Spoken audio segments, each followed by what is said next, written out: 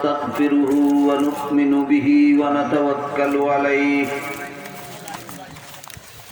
ونعوذ بالله من شرور أنفسنا ومن سيئات أعمالنا من يهده الله فلا مضل له ومن يضلله فلا هادي له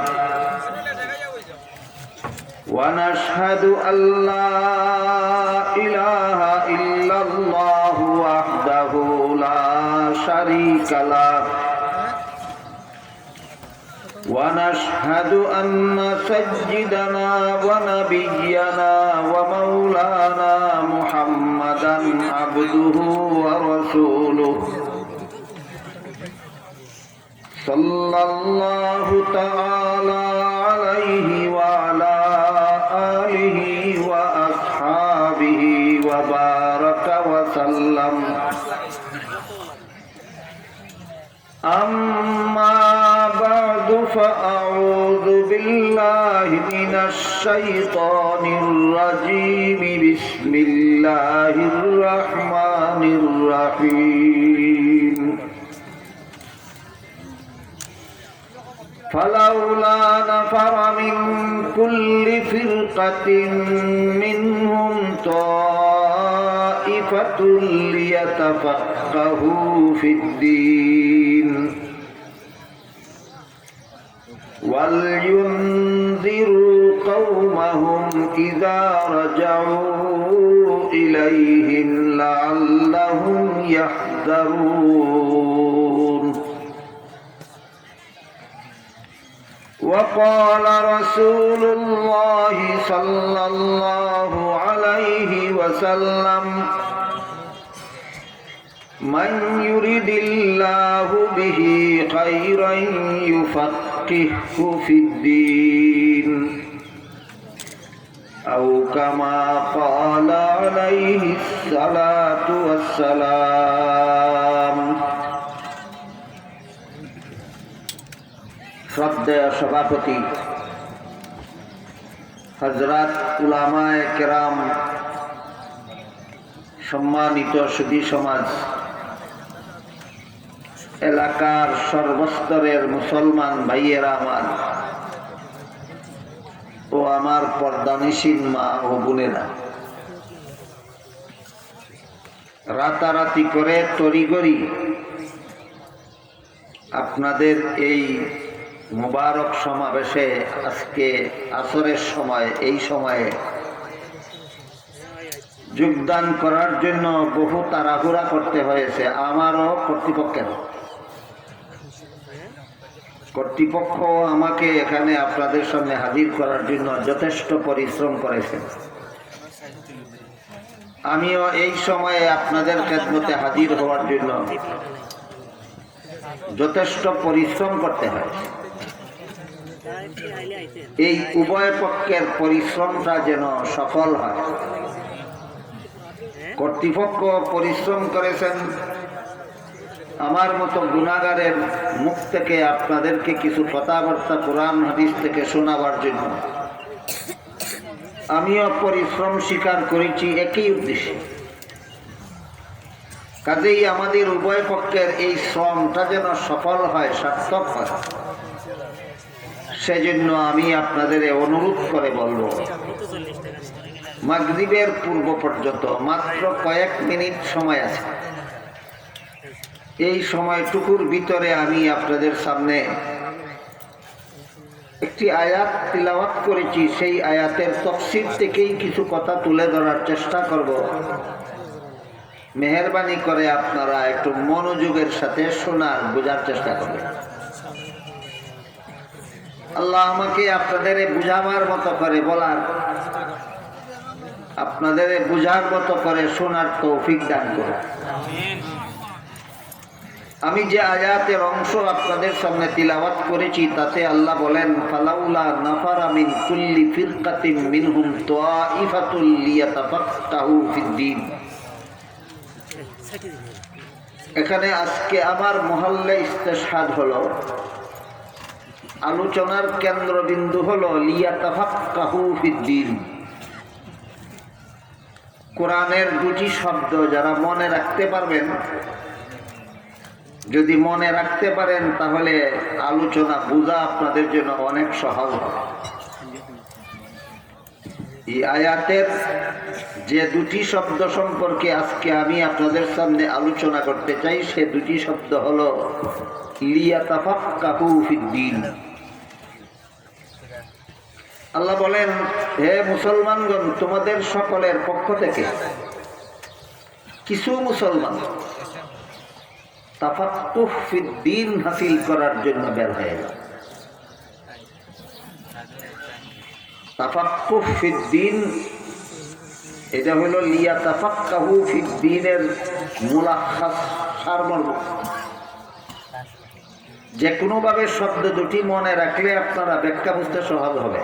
হয়তো তাফাক্কুহ ফিদ্দীন মনে রাখুন, আর না হয় লিয়াতাফাক্কাহু ফিদ্দীন মনে রাখুন। এর বাংলা অর্থ হলো, কিছু মুসলমান তোমরা সকল মুসলমানের পক্ষ থেকে কিছু লোক বের হয়ে যাও ইসলামী শিক্ষা দীক্ষা গ্রহণ করা।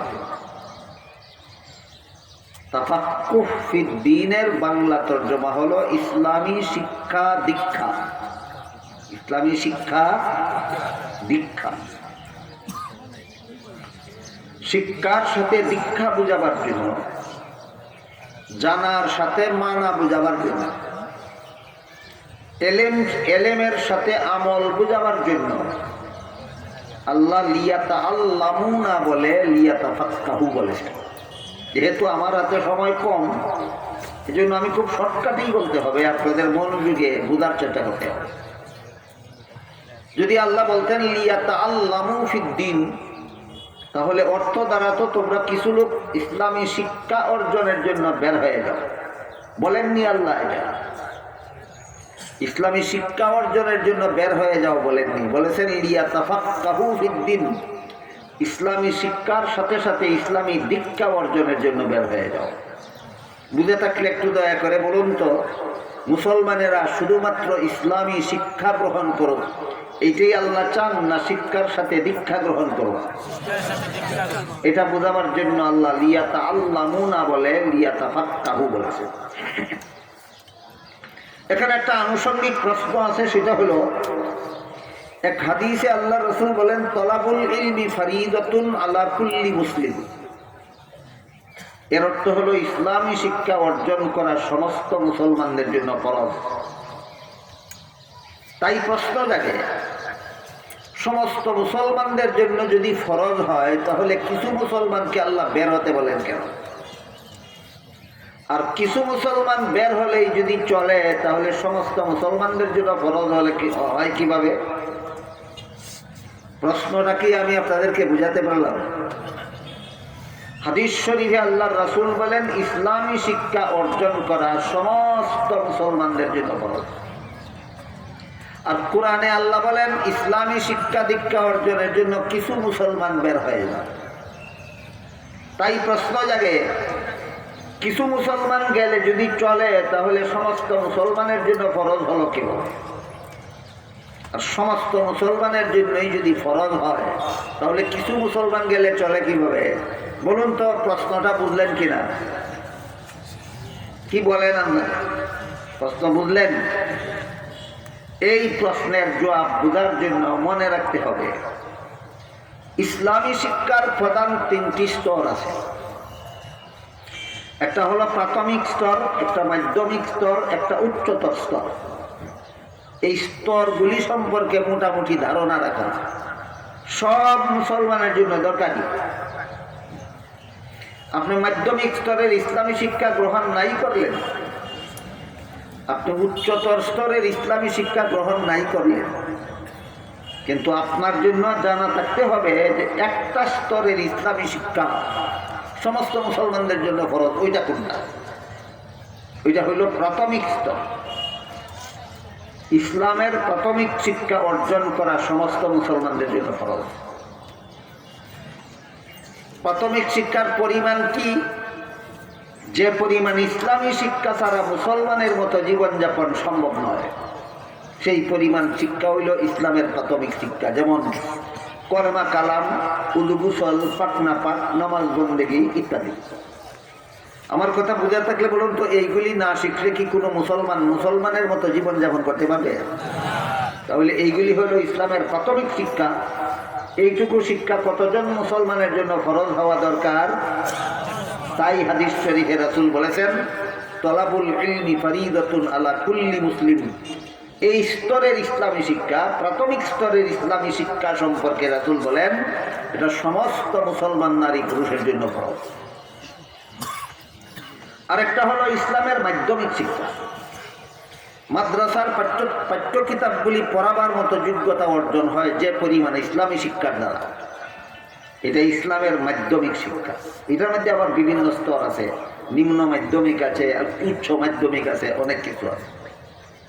তো যে পরিমাণ ইসলামী শিক্ষা অর্জন করলে মাদ্রাসার পাঠ্য তালিকাভুক্ত কিতাবগুলি পড়াবার মতো যোগ্যতা অর্জন হয়, ওই পরিমাণ ইসলামী শিক্ষা হলো মাধ্যমিক ইসলামী শিক্ষা।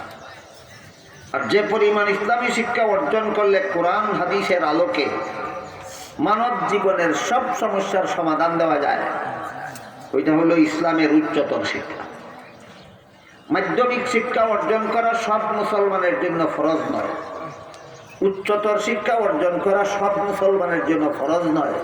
এই জন্য আল্লাহ কোরআনে বলেছেন, কিছু মুসলমান এইগুলির জন্য বের হয়ে যাও।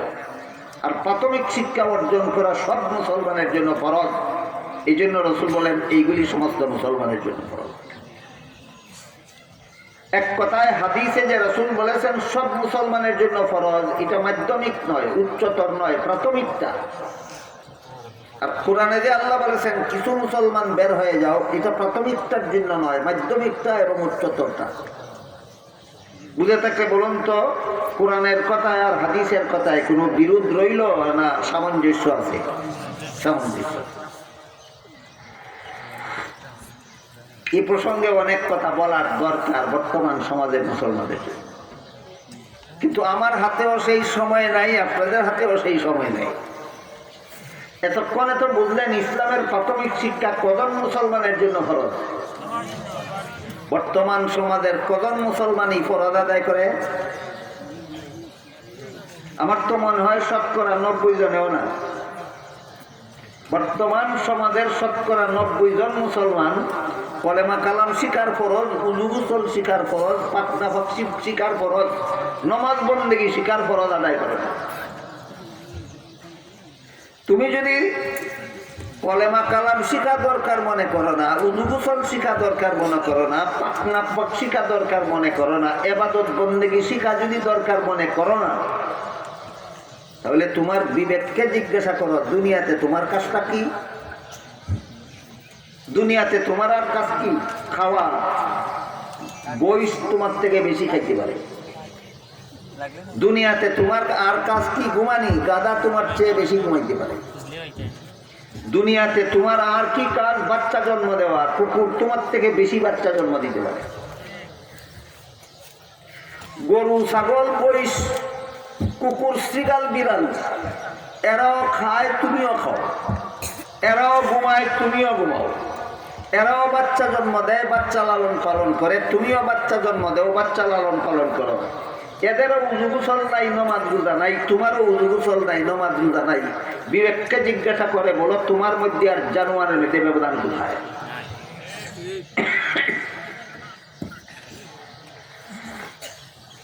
এই জন্য রাসূল করিম সাল্লাল্লাহু আলাইহি ওয়াসাল্লামের এই হাদিসের প্রতি সমস্ত সমাজের সমস্ত মুসলমানের নূতনভাবে দৃষ্টি আকর্ষণ, আকৃষ্ট হওয়া দরকার যে ইসলামের প্রাথমিক শিক্ষা অর্জন করা সমস্ত মুসলমানদের জন্য ফরজ।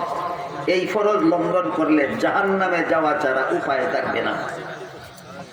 কলেমা কালাম না শিখলে জাহান্নামে যাওয়া ছাড়া উপায় নাই। উযু গোসল না শিখলে জাহান্নামে যাওয়া ছাড়া উপায় নেই। পাকনা পাক না শিখলে জাহান্নামে যাওয়া ছাড়া উপায় নেই। নামাজ বন্দেগী না শিখলে জাহান্নামে যাওয়া ছাড়া উপায় নেই। এই কথাগুলি কতজন মুসলমানের জানা দরকার? সমস্ত মুসলমানের জানা দরকার। এবার আমি আমার মূল আলোচনার দিকে যাই। আল্লাহ পাক রব্বুল আলামিন আবিচ্য আয়াতে সমস্ত মুসলমান ইসলামী শিক্ষা দীক্ষা অর্জনের জন্য বের হয়ে যাও বলেননি, বলেছেন কিছু মুসলমান বের হয়ে যাও। সেটা কি প্রাথমিক না মাধ্যমিক এবং উচ্চতর? মাধ্যমিক শিক্ষা উচ্চতর শিক্ষা অর্জন করার সাথে সাথে দীক্ষা অর্জনের জন্য, দীক্ষা গ্রহণের জন্য বের হয়ে যাও। লিয়াতাফাক্কাহু এর মর্মার্থ হলো ইসলামী শিক্ষা দীক্ষা অর্জনের জন্য বের হয়ে যাও। দিল শব্দের অর্থ। এটার মর্মটা বিস্তারিত ভাবে বোঝার জন্য একটু ব্যাখ্যার দরকার। এই ব্যাখ্যাকেই কোরআনের তাফসীর বলা হয়। মনে হয় আপনারা বিজ্ঞাপনে তাফসীরুল কোরআন মাহফিল নাম দিয়েছেন। যেহেতু বিজ্ঞাপনে এই অনুষ্ঠানের নাম দিয়েছেন তাফসীরুল কোরআন, এই জন্য লিয়াতাফাক্কাহু ফিদ্দীনের তাফসীর থেকে কিছু কথা আমি আপনাদেরকে শোনাবার জন্যই আয়াতটা তিলাওয়াত করেছি। তাফসীরটা বোঝার জন্য, আয়াতের তাফসীরটা বোঝার জন্য রাসূলের একটা হাদিসের মর্ম আগের থেকে বুঝে রাখা দরকার। আমি আশা করি আপনারা মনোযোগে শুনলে অবশ্যই বুঝতে পারবেন, আর আমিও আমার সাধ্য মতো আপনাদেরকে বুঝাবার মতো করে বলার চেষ্টা করব।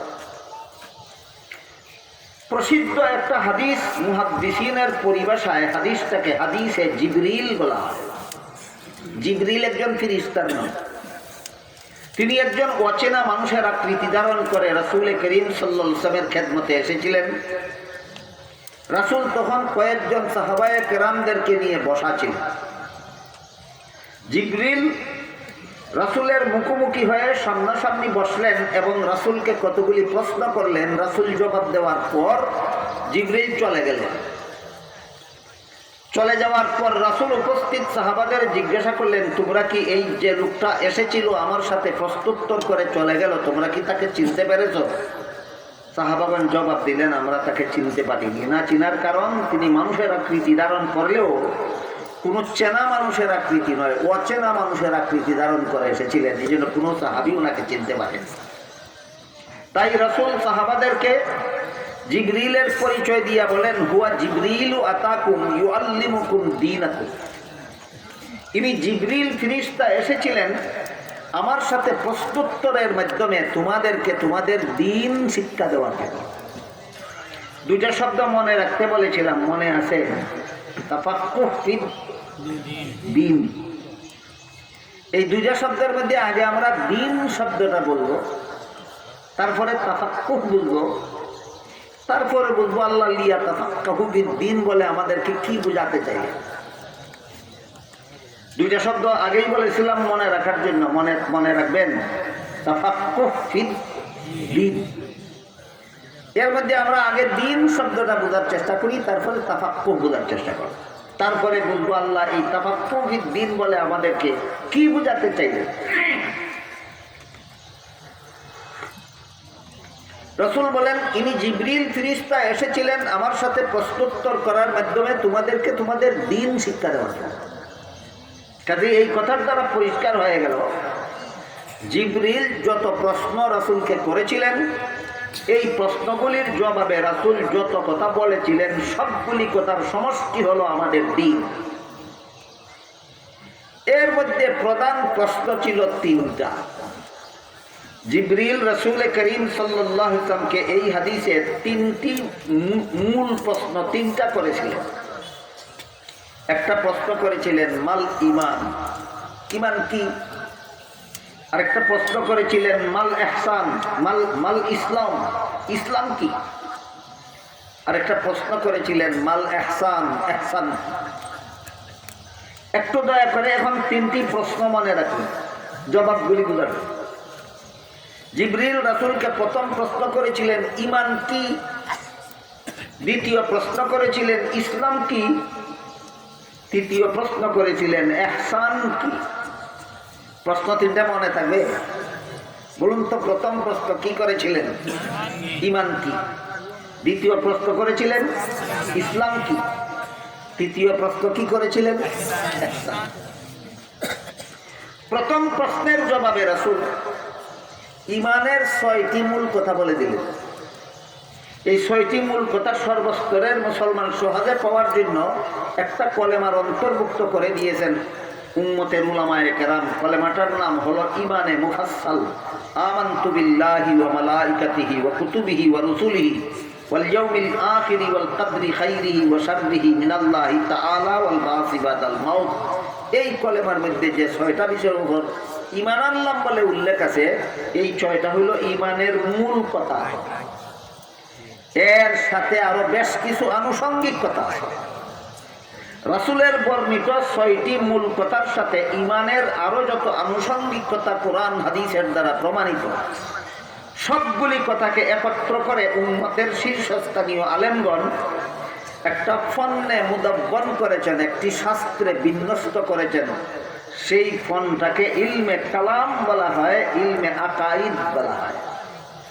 এক কথায় জিবরিলের প্রথম প্রশ্নের জবাবে রাসূল উম্মতকে ইলমে আকাইদ শিক্ষা দিয়েছেন।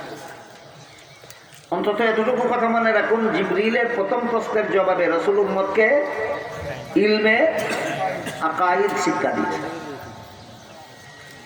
তারপরে জিবরিল দ্বিতীয় প্রশ্ন করলেন, মাল ইসলাম, ইসলাম কি? জবাবে রাসূল করিম সাল্লাল্লাহু আলাইহি ওয়াসাল্লাম ইসলামের 5টি মূল কথা বলে দিলেন। ইসলামের মূল কথা 5টি। কলেমা স্বীকার করা, 5 বেলার নামাজ পড়া, রমজান মাসে রোজা রাখা, ধনী হলে যাকাত দেওয়া, সামর্থ্যবান হলে হজ করা, ইসলামের মূল কথা। এর সাথে আরো যত আনুষঙ্গিক কথা আছে, সবগুলিকে সবিস্তারে দলিল প্রমাণ সহ উম্মতের শীর্ষস্থানীয় আলেমগণ আরেকটি ফন্নে মুদাব্বন করেছেন, আরেকটি শাস্ত্রের বিন্যস্ত করেছেন। সেই শাস্ত্রটার নাম হইল ইলমে ফিকহ। ইলমে ফিকহ। সুতরাং জিবরিলের দ্বিতীয় প্রশ্নের জবাবে রাসূল উম্মতকে ইলমে ফিকহ শিক্ষা দিয়েছেন। জানি না আমি আপনাদেরকে বুঝাতে পারতেছি কি। জিবরিলের প্রথম প্রশ্নের জবাবে রাসূল তার উম্মতকে কোন ইলম শিক্ষা দিয়েছিলেন? ইলমে আকাইদ। জিবরিলের দ্বিতীয় প্রশ্নের জবাবে রাসূল উম্মতকে কোন ইলম শিক্ষা দিয়েছেন? ইলমে ফিকহ। তারপর তৃতীয় প্রশ্ন করেছিলেন জিবরিল ফেরেশতা, মাল ইহসান, ইহসান কি? জবাবে রাসূল করিম সাল্লাল্লাহু আলাইহি ওয়াসাল্লাম বলেন, আনতা আবুদাল্লাহ কাআন্নাকা তারাহু ফাইন লাম তাকুন তারাহু ফাইন্নাহু ইয়ারাক। এর মর্ম হলো ইহসানের মূল কথা 2টা। একটা হলো আল্লাহ সদা সর্বদা তোমার সামনে আছেন, আর একটা হলো তুমি সদা সর্বদা আল্লাহর সামনে আছো। কথাগুলি কঠিন নাকি? ইহসানের মূল কথা কটা? 2টা। একটা হলো আল্লাহ সর্বদা আমার সামনে আছেন, একটা হলো আমি সর্বদা আল্লাহর সামনে আছি। কঠিন না তো? তাহলে ইহসানের 2টা মূল কথা মনে রাখুন। একটা হলো আল্লাহ সর্বদাই আমার সামনে আছেন, আর একটা হলো আমি সর্বদাই আল্লাহর সামনে আছি। একটা আনুষঙ্গিক প্রশ্ন আছে এখানে। আল্লাহ সর্বদা আমার সামনে থাকলে আমি জীবনে কোনোদিন দেখি না কেন? এই প্রশ্নের জবাব না জানার কারণে বর্তমান মুসলমান সমাজের অনেক লোক মুরতাদ হয়ে যাচ্ছে, শুধু একটা প্রশ্নের জবাব না জানার কারণে। এজন্য সমস্ত মুসলমানদের এই প্রশ্নের জবাব জানা থাকা দরকার যে আল্লাহ যদি সদা সর্বদা আমার সামনে আছেন, তাহলে আমি কোনোদিনও দেখি না কেন? এই প্রশ্নের সংক্ষিপ্ত জবাব, দুনিয়ার জীবনে কোনো মানুষের চোখে আল্লাহকে দেখার মতো পাওয়ার দেওয়া হয় না। আখেরাতে মুমিন বান্দাদের চোখে পাওয়ার দেওয়া হবে, সেই চোখে আখেরাতে মুমিন বান্দারা, আল্লাহর রাসূল বলেন, পূর্ণিমার চন্দ্রকে যত পরিষ্কারভাবে দেখা যায় তার চেয়ে আরো পরিষ্কারভাবে আল্লাহকে দেখতে পাবে। তাহলে দুনিয়ার জীবনেও আল্লাহ আমাদের সামনে আছেন, দেখি না কেন? দেখার মতো পাওয়ার নাই চোখে। আবার প্রশ্ন লাগতে পারে, আখেরাতে আল্লাহ মুমিন বান্দাদের চোখে আল্লাহকে দেখার মতো পাওয়ার দিবেন, দুনিয়াতে দিলেন না কেন? দুনিয়াতে দিচ্ছেন না এই জন্য, দুনিয়াতে যদি আমার চোখে আল্লাহকে দেখার মতো পাওয়ার দিতেন অবশ্যই আমি আল্লাহকে দেখতে পারতাম, কিন্তু তখন আমার ঈমান কবুল হইত না। আল্লাহকে দেখে ঈমান আনলে ঈমান কবুল হয় না, আল্লাহকে না দেখে ঈমান আনলে ঈমান কবুল হয়। এই কথাটা কি সব মুসলমানের জানা দরকার নয় যে আল্লাহকে দেখার পরে ঈমান আনলে ঈমানই কবুল হয় না? আল্লাহকে দেখার পরে ঈমান আনলে ঈমানই কবুল হয় না, দেখার আগে ঈমান আনলে আর এই অবস্থায় মরণ করলে ঈমান কবুল হয়। এই জন্য মরণ পর্যন্ত দুনিয়ার জীবনে চর্মচুখে কেউ আল্লাহকে দেখতে পাবে। তাহলে দুনিয়ার জীবনে আল্লাহ আমাদের চোখে আল্লাহকে দেখার মতো পাওয়ার না দিয়া আমাদেরকে ক্ষতি করলেন না উপকার করলেন? কি উপকার? ঈমান কবুল হওয়ার ব্যবস্থা করলেন। কি উপকার? ঈমান কবুল হওয়ার ব্যবস্থা করলেন। কাজেই হাদিস শরীফে আল্লাহ রাসূল বলেন, জিবরিল ফেরেশতার 3 নম্বর প্রশ্নের জবাবে বলেন আনতা আবুদাল্লাহ। কোন হাদিসে আছে আনতা আবুদাল্লাহ, কোন হাদিসে তাবুদা শব্দ উল্লেখ আছে, কোন হাদিসে তাখশা শব্দ উল্লেখ আছে, কোন হাদিসে তামালা শব্দ উল্লেখ আছে। সবগুলি হাদিসের মর্ম হইল আল্লাহ সদা সর্বদা আমার সামনে আছে। বুঝে থাকে? এবার বলুন তো, আল্লাহ কতক্ষণ আছেন আমার সামনে? দেখি না কেন? পাওয়ার নাই, পাওয়ার দেওয়া হইল না কেন? ঈমান কবুল হওয়ার জন্য। কথাগুলি ভুলে যাবেন না তো কোনো সময়। ইহসানের 2 নম্বর মূল কথা হলো আমি সর্বদা আল্লাহর সামনে আছি। আমি সর্বদা আল্লাহর সামনে আছি। এই 2টা মূল কথার সাথে আরো আনুষঙ্গিক কথা আছে সর্বমোট 20টা। 2টা মূল কথার সাথে আরো আনুষঙ্গিক কথা আছে সর্বমোট কটা? 20টা। আল্লামা ইমাম গাজালি রহমতুল্লাহি আলাইহি আরবাঈন ফি উসুলিদ দ্বীন নামক কিতাবে লিখেছেন, ওই 20টা আনুষঙ্গিক কথার মধ্যে 10টা হইল মনের কতগুলি কুস্বভাব আর 10টা হইল মনের কতগুলি সুস্বভাব। কৃষকের ক্ষেতের মধ্যে যেমন কতগুলি আগাছা এমনিতেই ফলে, ঠিক তেমনি ভাবে মানুষের মনের মধ্যে কতগুলি কুস্বভাব এমনিই জন্ম হয়। আর কৃষক যদি তার ক্ষেতের মধ্যে কোনো ফসল ফলাতে চায় তাহলে মেহনত করে আগাছা পরিষ্কার করতে হয়, মেহনত করে ফসলের চারা লাগাতে হয়। ঠিক তেমনি ভাবে মানুষের মনের মধ্যে যে সমস্ত কুস্বভাবের আগাছা ফলে এগুলি মেহনত করে পরিষ্কার করতে হয়। তারপরে মনের ক্ষেতের মধ্যে আরো কতগুলি সুস্বভাবের ফসলের চারা লাগাতে হয়। মনের স্বভাব সর্বমোট 2 প্রকার, একটা হলো কুস্বভাব আর একটা হলো সুস্বভাব। কুস্বভাব 10টা, সুস্বভাব 10টা। এই 20টা হইল ইহসানের আনুষঙ্গিক কথা 20টা। ইহসানের আনুষঙ্গিক কথা 2টা, মনে থাকবে?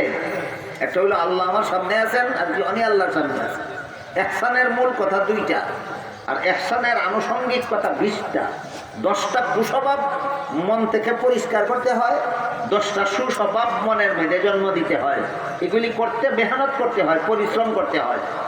এইভাবে 2টা মূল কথার সাথে আর যত আনুষঙ্গিক কথা আছে সবগুলি কথাকে সবিস্তারে দলিল প্রমাণ সহ উম্মতের শীর্ষস্থানীয় আলেমগণ আরেকটি শাস্ত্রে বিন্যস্ত করেছেন। সেই শাস্ত্রটার 2 নাম, এক নাম ইলমে তাজকিয়া আর এক নাম ইলমে তাসাব্বুফ। এক নাম ইলমে তাজকিয়া আর এক নাম ইলমে তাসাব্বুফ। সারমর্ম হলো জিবরিল ফেরেশতার 3 নম্বর প্রশ্নের জবাবে রাসূল উম্মতকে ইলমে তাসাব্বুফ শিক্ষা দিয়েছেন। দেখি আমি আপনাদেরকে কতটুকু বোঝাতে পারলাম আর আপনারা কতটুকু স্মরণ রাখতে পারলেন। জিবরিলের প্রথম প্রশ্নের জবাবে রাসূল উম্মতকে কোন ইলম শিক্ষা দিয়েছিলেন? ইলমে আকাইদ। জিবরিলের দ্বিতীয় প্রশ্নের জবাবে রাসূল উম্মতকে কোন ইলম শিক্ষা দিয়েছিলেন? ইলমে ফিকহ। জিবরিলের 3 নম্বর প্রশ্নের জবাবে রাসূল উম্মতকে কোন ইলম শিক্ষা দিলেন? ইলমে তাসবিহ। তারপরে বলেন হুয়া জিবরিলু আতাকুম ইউআল্লিমুকুম দীনাকুম। জিবরিল ফেরেশতা এসেছিলেন আমাকে প্রশ্ন করবেন, আমি উত্তর দেব, এর মাধ্যমে তোমরা তোমাদের দ্বীন শিখে নেবে।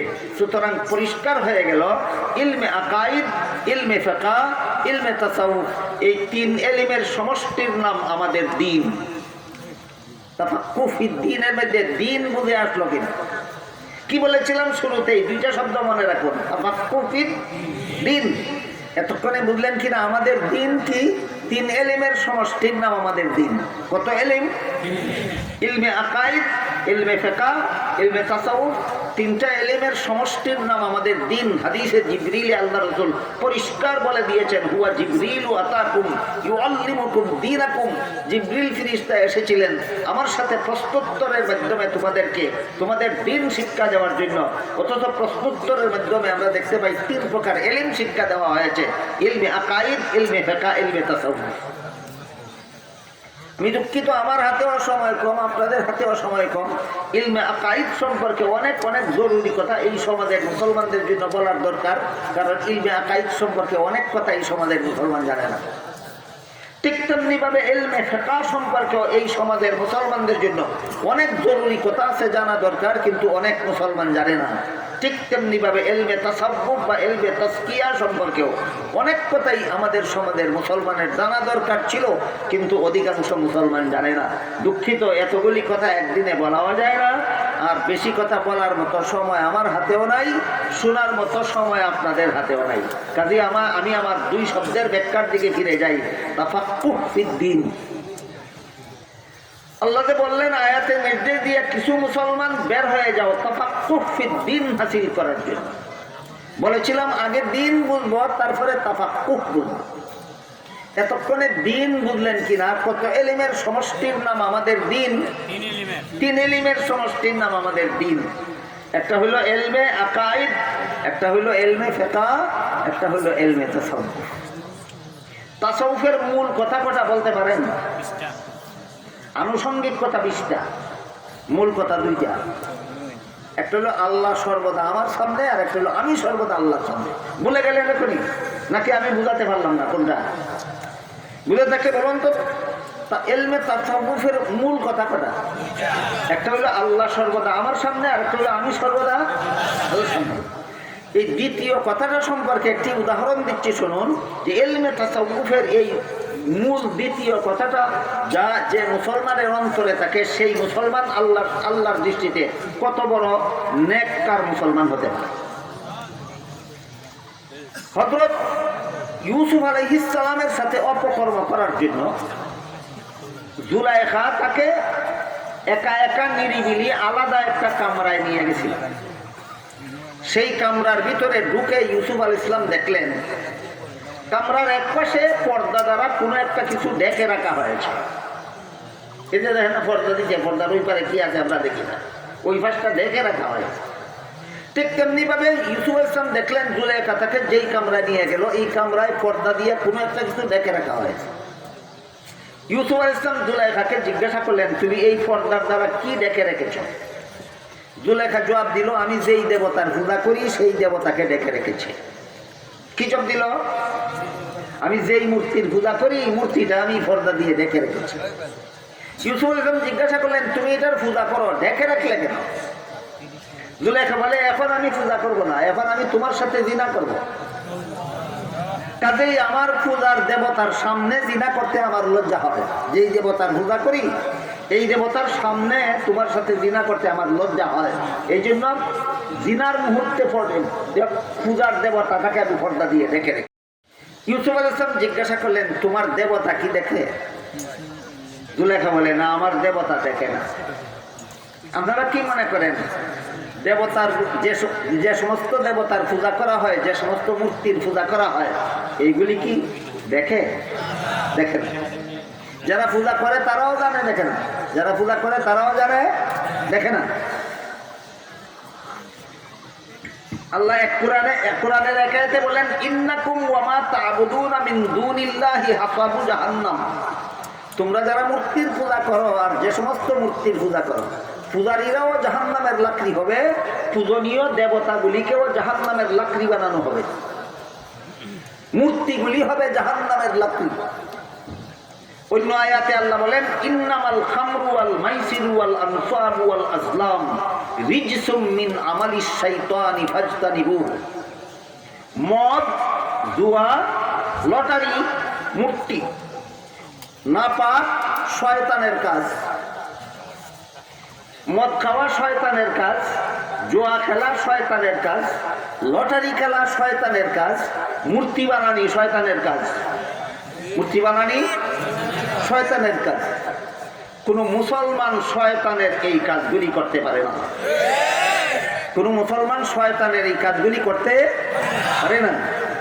বাংলাদেশের কোনো মুসলমান শয়তানের কাজগুলি করে কিনা? তাহলে তুমি মুসলমান আর তারা এই এই মূর্তি বানাইয়া যারা পূজা করে তারা অমুসলমান। তোমার মতো মুসলমানের মধ্যে আর মূর্তি পূজারী অমুসলমানের মধ্যে ব্যবধান কোথায়? জুলুম দর জুলুম দেখে। মুসলমান হইয়া মূর্তি বানাবে, মুসলমান হইয়া মূর্তিকে শ্রদ্ধা করবে, মুসলমান হইয়া মূর্তিকে সম্মান করবে। আর আল্লাহ কোরআনে হারাম বলেছেন, রাসূল হাদিসে হারাম বলেছেন। এই কথা বললে আলেমদেরকে গালিগালাজ করবে। এই হইল বর্তমান সমাজের মুসলমানের চরিত্র। হারামকে হারাম, যখন হারামকে হারাম মানে না তখনই তো আর ঈমান থাকে না। আর আলেমকে যে কোনো কারণে গালিগালাজ করলে ঈমান থাকে না। তাহলে বেঈমানের ডাবল কাজ একত্র হইল। একটা হলো হারামকে হারাম মানলো না, এক কারণে বেঈমান। আর একটা হলো হারামকে হারাম বলার কারণে আলেমকে গালিগালাজ করলো, ডাবল বেঈমান। ডাবল বেঈমান হইয়া আবার ইমানদার হওয়ার বড় গলায় ইমানদার হওয়ার দাবিও করে। হায়া লজ্জা তো থাকা দরকার। আপনারা যারা 5 বেলা নামাজ পড়েন বলুন তো উযুর ফরজ কটা? 4টা। মুখ দোয়া, হাত দোয়া, মাথা মাসে করা, ফাউ দোয়া। এক ব্যক্তি মুখ ধুইল, হাত ধুইল, মাথা মাসে করলো, ফাউ দেওয়ার আগে বায়ু ছেড়ে দিল। কি করলো? কি করলো বলুন? বায়ু ছেড়ে দিল। তার মুখ দেওয়ার দাম কত রইল? হাত দেওয়ার দাম কত রইল? মাথা মাসে করার দাম কত রইল? ঠিক তেমনি ভাবে এক ব্যক্তি কলেমা পড়ে, নামাজ পড়ে, তসবিহ পড়ে, মক্কা যায়, উমরা করে, আর হারামকে হারাম বললে আলেমকে গালিগালাজ করে, হারামকে হারাম স্বীকার করে না। তোর কলেমার দাম কত? তোর নামাজের দাম কত? আর তোর মক্কা যাওয়ার দাম কত? ওই লোকে যেমন মুখ ধোয়ার পরে বায়ু ছেড়ে দিল, হাত ধোয়ার পরে বায়ু ছেড়ে দিল, ওই লোকে যেমন মাথা মাথা করার পরে পাউ ধোয়ার আগে বায়ু ছেড়ে দিল, তুইও তো নামাজ রোজা করতে করতে মরবার আগে বায়ু ছেড়ে দিলে। ওই লোকের বায়ু ছেড়ে দেওয়ার কারণে তার যেভাবে ধ্বংস, তুইও বায়ু ছেড়ে দিছ হারামকে হারাম না মানার কারণে, আর আলেমকে গালিগালাজ করার কারণে তোর ঈমান আমল ধ্বংস। আজকের মতো এর বেশি মূর্তি সম্পর্কে আলোচনার সময় আমার হাতে নেই। হযরত ইউসুফ আলাইহিস সালাম জিজ্ঞাসা করলেন, তুমি তো এই মূর্তিটার পূজা করো, ব্যাখ্যা রাখার দরকার কি? জুলেখা কয়, এই আমি এখন তোমার সাথে জিনা করব, মূর্তিটার সামনে জিনা করতে আমার লজ্জা হয়। ইউসুফ বললেন, তোমার মূর্তি কি দেখে? জুলেখা বলে, দেখে না। ইউসুফ বললেন, না দেখলে, যেহেতু তোমার মূর্তি দেখে না, কাজে পর্দা দিয়া ডাকা না ডাকা তো সমান। না ডাকলে ডাকলে যেমন দেখবে না, না ডাকলেও তো দেখবে না। কি বলেন আপনারা? ইউসুফ কি বললেন? তোর মূর্তি যেহেতু দেখে না, এই জন্য পর্দা দিয়া ডাকলে যেমন দেখে না, পর্দা দিয়া না ডাকলেও তো দেখবে না, তাহলে ডাকার দরকারটা কি? জুলেখা জবাব দেয়, যদিও আমার পূজার মূর্তি আমারে দেখে না, কিন্তু চোখগুলি এমন ভাবে বানানো হয়েছে বোঝা যায় যেমন দেখতেছে। চোখগুলি কিভাবে বানানো হয়েছে? চোখগুলি এমন ভঙ্গিতে বানানো হয়েছে যে মনে হয় যেন দেখতেছে, দেখার ভঙ্গিতে বানানো হয়েছে, আসলে দেখে। ইউসুফ আলাইহিস সালাম বললেন, তোর মূর্তির চক্ষুগুলি এমন ভঙ্গিতে বানানো হয়েছে, দেখার মতো ভঙ্গিতে, আসলে দেখে না। এরপরেও যদি এই মূর্তির সামনে তোর আমার সাথে জিনা করতে লজ্জা হয়, তাহলে আমার আল্লাহ তো আসলেই দেখে। সেই আল্লাহর সামনে তোর সাথে জিনা করতে কি আমার লজ্জা হয় না? আমি সদা সর্বদা আল্লাহর সামনে আছি, এই ইয়াকিন যখন অন্তরে মজবুত হবে, তখন মুসলমানের জিন্দেগিটা এইরকম হবে যে কোনো গুনার সুযোগ আসলেই সে ভাববে আল্লাহ দেখতেছে, কোন লাজে আল্লাহর সামনে পাপ করি। ইলমে তাজকিয়ার 2 মূল কথার একটা মূল কথা। আমি কি বিষয়টা আপনাদেরকে বোঝাতে পারলাম? যে লোকের অন্তরে এই ইয়াকিন মজবুত হয়ে গেছে যে আল্লাহ সদা সর্বদা আমাকে দেখতেছে, তার না ফরজ নামাজ কাজা করার সাহস থাকে, না ফরজ রোজা কাজা করার সাহস থাকে, না ওয়াজিব তরক করার সাহস থাকে, না সুন্নতে মুআক্কাদা তরক করার সাহস থাকে, না কোনো গুনাহ করার সাহস থাকে, না চুরি করার সাহস থাকে, না ডাকাতি করার সাহস থাকে, না জবরদখল করার সাহস থাকে, না ছিনতাই করার সাহস থাকে, না সুদ খাওয়ার সাহস থাকে, না ঘুষ খাওয়ার সাহস থাকে, না মদ খাওয়ার সাহস থাকে, না গাঞ্জা খাওয়ার সাহস থাকে। যার অন্তরে এই ইলমে তাজকিয়ার 2 নম্বর কথা বদ্ধমূল হয়ে যায় যে আল্লাহ সদা সর্বদা আমাকে দেখতেছে, ওই লোকে কোনো গুনাহ করার সাহস থাকে না। বুঝতে পারলেন ইলমে তাজকিয়া মানুষের অন্তরকে কতটুকু পবিত্র করে? এই জন্য এই ইলমের নাম ইলমে তাজকিয়া। তাজকিয়া অর্থই অন্তর পবিত্রকরণ। তাজকিয়া শব্দের অর্থই অন্তর পবিত্রকরণ। ইলমে তাজকিয়া মানুষের অন্তরকে কোন পদ্ধতিতে কেমন ভাবে পবিত্র করে? জিবরিল ফেরেশতার প্রথম প্রশ্নের জবাবে রাসূল উম্মতকে ইলমে আকাইদ শিক্ষা দিয়েছেন। জিবরিলের দ্বিতীয় প্রশ্নের জবাবে রাসূল উম্মতকে ইলমে ফিকহ শিক্ষা দিয়েছেন। জিবরিলের তৃতীয় প্রশ্নের জবাবে রাসূল উম্মতকে ইলমে নামটা বলে তাসকিয়া শিক্ষা দিয়েছেন। এখন আমি কৌতূহলীদের জন্য যাদের মনে এখন জানতে চায় যে তাহলে ইলমে আকাইদের ডেফিনেশন কি, ইলমে ফিকহর ডেফিনেশন কি, ইলমে তাজকিয়ার ডেফিনেশন কি, সংজ্ঞা কি, পরিচয় কি, অতি সংক্ষেপে 3 ইলমের পরিচয় পেশ করছি। তখন যাতে আমরা পরিষ্কারভাবে বুঝে নিতে পারি আমাদের দিন বলতে কি বোঝায়, বুঝলে পরে আমরা বুঝতে পারবো তাফাক্কুহ ফিদ্দিন বলতে কি বোঝায়।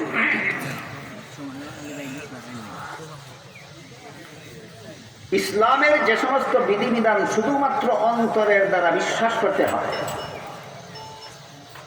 এইগুলি জানার নাম ইলমে আকাইদ। বুঝেন কথা?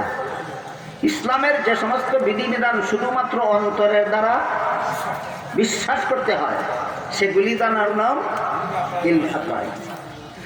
আর ইসলামের যে সমস্ত বিধিবিধান শরীরের বাহ্যিক অঙ্গ প্রত্যঙ্গের দ্বারা পালন করতে হয়, সেইগুলি জানার নাম ইলমে ফিকহ।